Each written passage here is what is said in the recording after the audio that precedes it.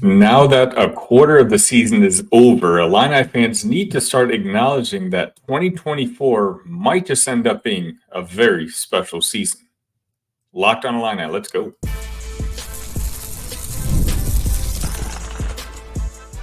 You are Locked On Illini, your daily podcast on the Illinois Fighting Illini.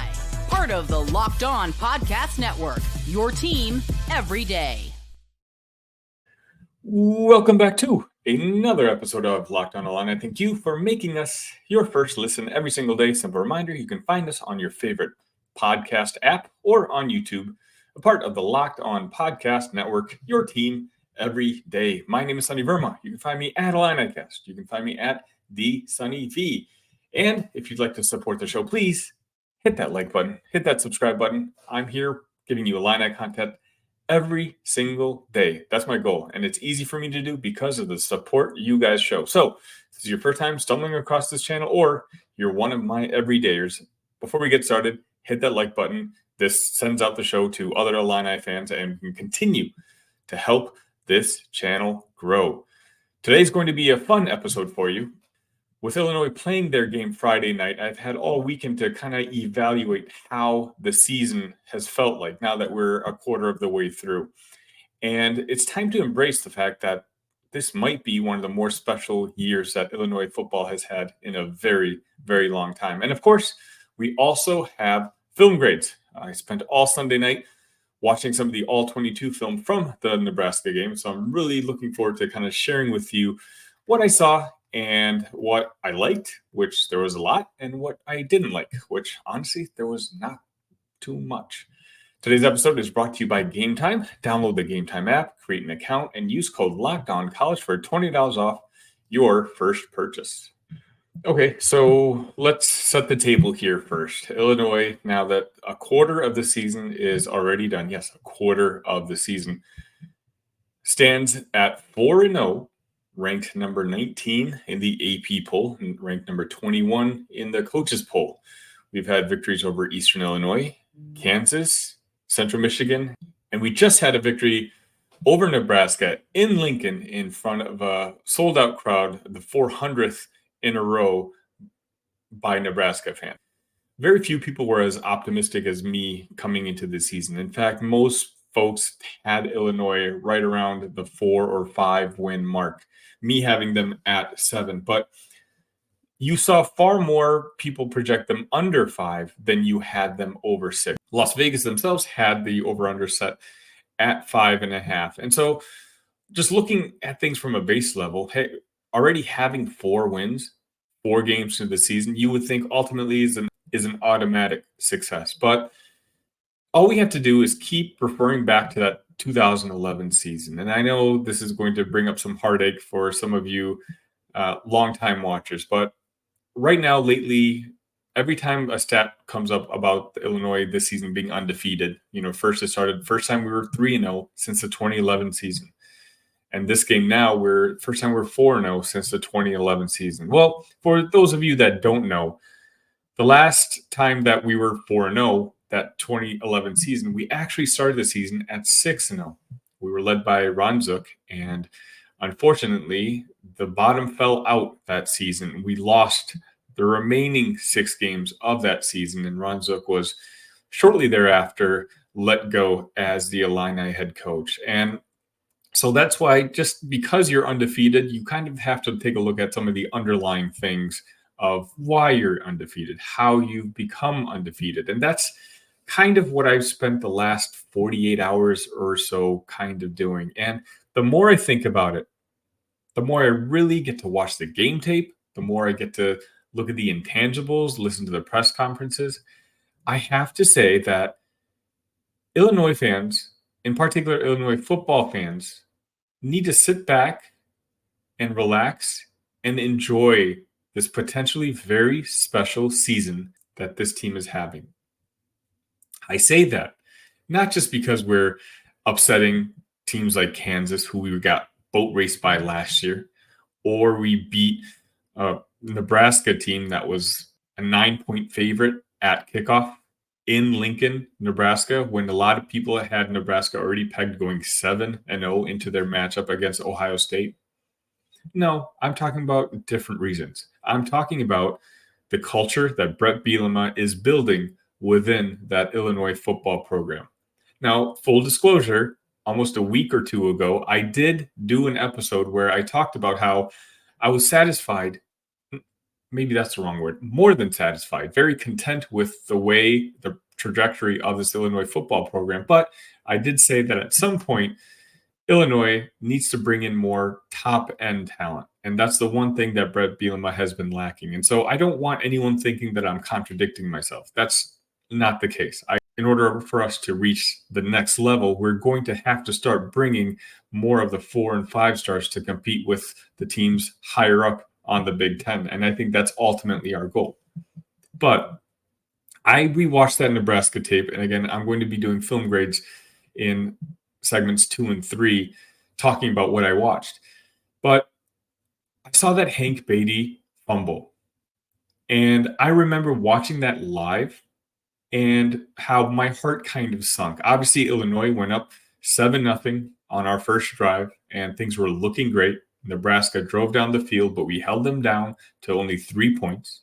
And all of a sudden, the game script that I talked about having in order to succeed on Friday night, going up 2 scores, was in play.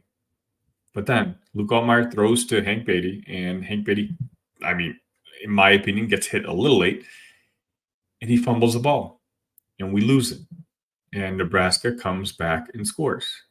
Now, by nature of watching college football, in particular Illinois football, for the last X amount of years, immediately the thought, here we go again, came to mind. We had a chance. We could have really put the foot down on their throats, go up 2 scores. But now Nebraska comes back, and now they're up 10-7. But you know who that didn't really faze at all? The Illini. I go back and think about game 2, Kansas. We all remember that wide open pass to Aiden Lawfrey. All he had to do was just simply catch it. He could walk into the end zone. And he dropped it. What did we all think at that time? Oh no, here we go. Not again. You know who didn't think that?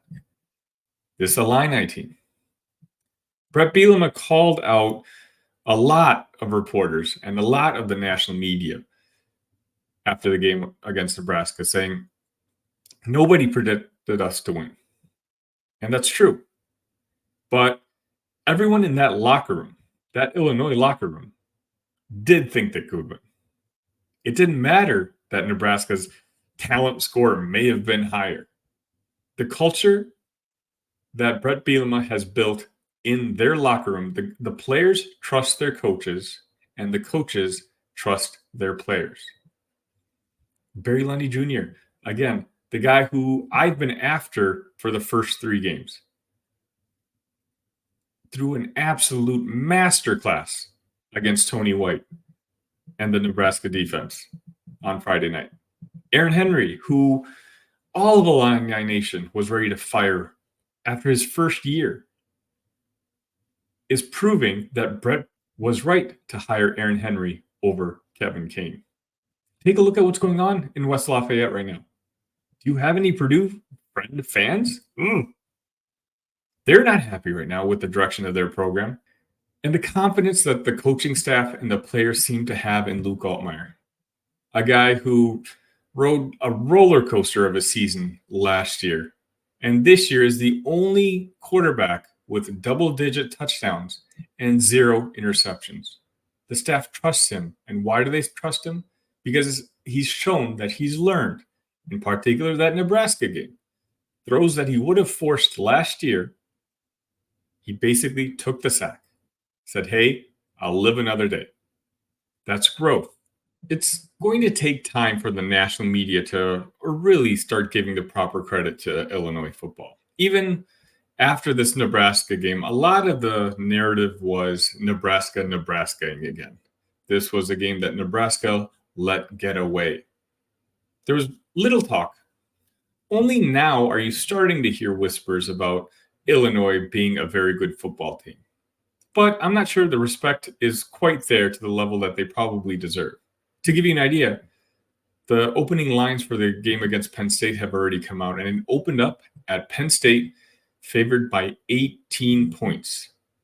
And I will have further thoughts about that later, but it kind of tells you that right now, Las Vegas still is not giving much credit to the Illini. But let's be honest. That's what this Illini team likes. That's what they thrive on. Brett talked about how nobody gave them a chance against Nebraska, and they came out victorious. In this game against Penn State, guess what? Nobody's going to give them a chance to win that game. Brett knows it, and he's going to make sure that locker room knows it. And they're going to come out Saturday night, and I'm not going to sit here and say they're going to win. That'd be a tall task going into Penn State in what James Franklin is trying to turn into a whiteout, because he knows that this Illinois team is not someone you just take lightly. And just keep in mind, I say that this could be a special season. And by that, I don't mean that Illinois could win 10 games or 11 games, or that's what it would constitute for it to be a special season. Not at all. If you recall, during the offseason, Illinois was graded as having a top 15 hardest strength of schedule in the 2024 season.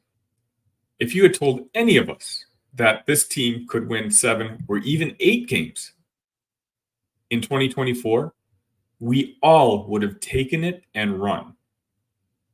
What I mean when I say that this could be a special season is that 2 out of the last 3 years, we were so close to making a bowl game. It was just a simple fumble here or a blown lead there. A 45-43 loss to Northwestern last game of the year, last year. In an alternate universe out there, Illinois is coming off back-to-back bowl seasons, which is almost unprecedented for Illinois football.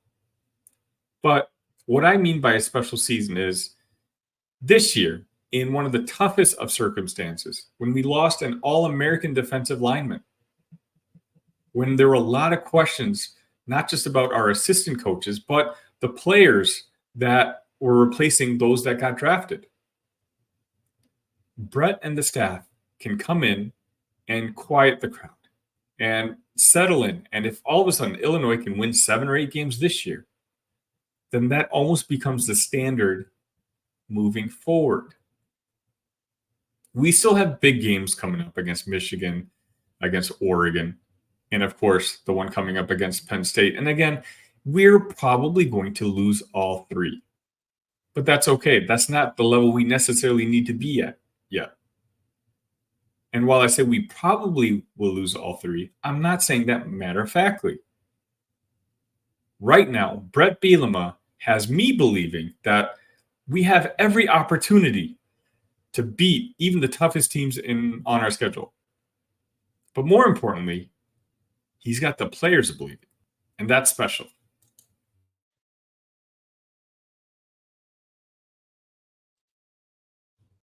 You've heard us talk a lot about FanDuel, America's #1 sportsbook. Well, we have something a little different for you. Now, through September 22nd, all FanDuel customers can bet $5 and get a 3-week free trial of NFL Sunday Ticket from YouTube and YouTube TV. Then, with a YouTube TV base plan, you'll be able to watch every regular season Sunday afternoon out of market game. All you need is a Google account and a current form of payment, and you can cancel anytime. Just visit FanDuel.com and download America's #1 sportsbook. Okay, as usual on Sunday evening, I was perusing some of the All-22 from the previous Illinois game. Now, this is not something that's very easy to get, and I'm very fortunate that the person who supplies me with this trusts me enough to help me make this show better for you guys. But I did want to open up an opportunity. If you're a coach or you like the nitty and gritty details about college football and all the different plays ran, I'm trying to figure out a way for you guys to possibly join me on these Sunday Zooms. And basically, maybe we can all look at the All-22 together. If this is something you think you might be interested in, please let me know in the chat. I'll try to figure something out. I may have to make this some sort of premium content in some sort of way, but again, it's kind of a no obligation type of thing, but I know some of you would really, really like it. And so I'm doing it anyway, right? I do these film grades every single week. And so why not share this experience with you guys and the support that you've already given me? But speaking of film grades, let's just get right to it. Usually I start off with the coaching staff, and probably surprise to nobody, I just want to start with Barry Lunney Jr. And to Barry Lunney Jr., I'm going to give a solid A. Very close to giving him an A+. It was an A+ in that second half. But an A is clearly the highest grade I've given Barry this season. Again, one word comes to mind: masterclass. If you listen to any Nebraska podcast, and which I do, all the feedback that you're getting, all the post-game reviews have been talking about how Barry Lunney Jr. was in his bag, whether it comes to the overtime. The plays that we saw were unlike anything we had seen the first 3 games. And so I'm at the point now where I do wonder if we just neutered our offense those first 3 games in preparation for that primetime game against Friday night. But regardless, the ultimate point is Barry Lunney Jr., easy A. Aaron Henry, I'm going to give an A-. And again, that continues his run of A's this season. He's been the most consistent coach that we've had all year long. If you go back and watch late in the second half and that overtime series by Nebraska, Aaron had Dylan Raiola confused and Nebraska worn down. And Brett Bielema said it himself that he didn't want the game to go to overtime, but he wasn't necessarily sad that it did. And I didn't do this in previous episodes, but I also want to go ahead and give Brett Bielema an A. I think he had this team completely prepared for the spotlight that was going to be on them on Friday night. He sent a very strong message. Hey, nobody outside this locker room believes in you, but I do. And he's got the players on the field who, when they make mistakes, he lets them know, hey, it happens. I still trust you. And if you don't think that helps the morale of this team and is one of the reasons we're outperforming the way we are, I don't know what to tell you. First position up, we're going to talk quarterback, Luke Altmyer, 21 for 27, 215 yards, and of course, 4 touchdowns. I mentioned this already before. Only player in college football, 10 touchdowns, 0 interceptions. I'm giving him a solid A for this game. I think he missed a couple throws, but for the most part, this is a perfect example of the growth of what Luke Altmyer was from last year. He didn't force anything he didn't have to make. And more importantly, even when the fans may have gotten a little uneasy, whether it was a turnover or when he got a strip sack, which again, I have to count against him, every time they cut to him on TV, and take a look at this. I've told you to do this before. Luke's face never changes. He looked very calm, very poised, like he knew what he needed to do, which is a stark contrast from last year. Remember, his biggest issue was he would throw a split second too late because it almost seemed like he didn't know whether he trusted himself. Now he trusts himself. And so that's why he's getting the high grades that he gets. Next up, the running back room. The running backs, I'm going to give a B+. And if you told me before the game started that I was going to give the running back room a B+, I would have been very excited for the potential result in Nebraska. Now, I'm not going to say any of these guys individually dominated, but we had 4 players who performed very well, in particular in that second half, and helped wear down that Nebraska defense.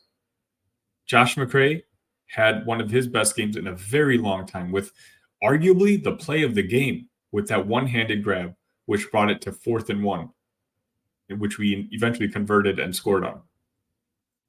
Caden Fagan, we kind of got a glimpse of the Caden Fagan from last year, where in the second half, when, again, Nebraska's getting a little tired, well, they look up and they see the 6'3", 250-pound bulldozer come running at them.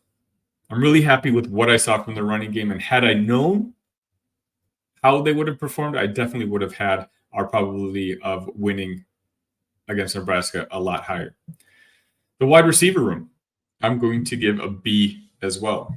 Now, it could have been a B+, but obviously I've referenced that Beatty fumble early in the first half.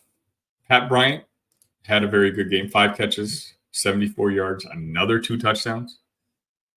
I know Joey Wagner talked about one of his bold predictions being Pat Bryant would break the record for Illinois touchdowns on the season, which would be 10. And I believe he's already at 6.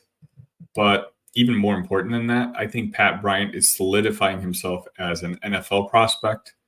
The routes he runs, his blocking capabilities. I can't wait for that to get on film for those NFL scouts. And again, it builds the confidence I have in Brett Bielema, because silly old me had those reservations on whether Pat was ready to become that number one. Now, Zakari had 5 catches himself for 50 yards, but he did get hurt, but apparently did come back at the end of the game. I just missed it, but I haven't heard any updates on that injury, but I'm hoping that he's okay. But we also had Colin Dixon with 2 catches for 25 yards, and he just seems to be a guy that the staff can count on as a third guy. Between whether it's Malik Elsie, who had a catch himself, in particular, I believe it was when Zakari Franklin went down, or just Colin Dixon playing the slot. Luke Altmyer always has 3 good wide receiver options to throw to. Next on the board is tight end. And finally, I'm able to give the tight end room an A. I always talked about in previous episodes that I could never really go higher than a B or a B+, because now that Cole Rusk was gone, there's no catching threat. And so if there's no catching threat coming from the tight end spot, how can I give that position an A? But Tanner Arkin had the game of his life. He had 4 catches for 28 yards and a touchdown. And that's kind of all we've asked for. I think that balances this offense even more so. We already know he's a fantastic blocker. That's what his game film told us when he signed on with us. But if he can even prove himself to be a guy who the defense has to spend some game film on, that in itself will make this Illinois team even that more dangerous. And last but not least, on the offensive side, we're going to talk about the offensive linemen. And I have no choice but to give the offensive line an A. If there was one group that was being called out all week long, it was the offensive linemen. Everyone talked about, me included, how nervous we were seeing that very talented Nebraska defensive line and what they could do to our offensive line, who at times struggled against the likes of a Central Michigan and a Kansas. But you know what? Apparently Melvin Priestley talked the squad up, and they more than lived up to their end of the bargain. And I've already mentioned the tackles have been playing fine this year. It was the interior part of the offensive line that's been struggling. But if I'm going to be honest, at least according to the game tape I was watching, J.C. Davis had a fine game. Melvin Priestley had a good game. But the centers had the type of game that you want a Brett Bielema offensive lineman to have. And so I do think that was a big part of why we were able to get the penetration and basically wear down that Nebraska defensive line when everyone thought it was going to be the opposite.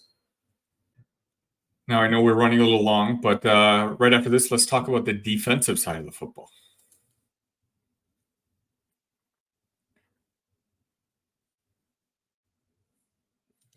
College football season is well underway, and if you're looking to make your favorite team's home game, please check out the Game Time app.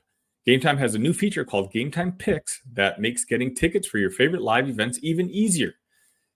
Game Time Picks filters out the fluff to show you only incredible deals on great seats, so you don't have to waste time searching through the thousands of tickets. Please customize your spot. Use all-in pricing. Toggling this feature shows the total upfront with no surprise fees at checkout. Get a panoramic view from your seat in the app before you buy. and, of course, the lowest price guarantee.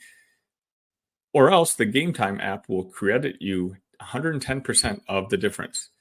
Take the guesswork out of buying tickets with Game Time. Download the Game Time app, create an account, and use code LOCKEDONCollege for $20 off your first purchase. Terms apply. Again, create an account and redeem code LOCKEDONCollege for $20 off. Download Game Time today. What time is it? Game time.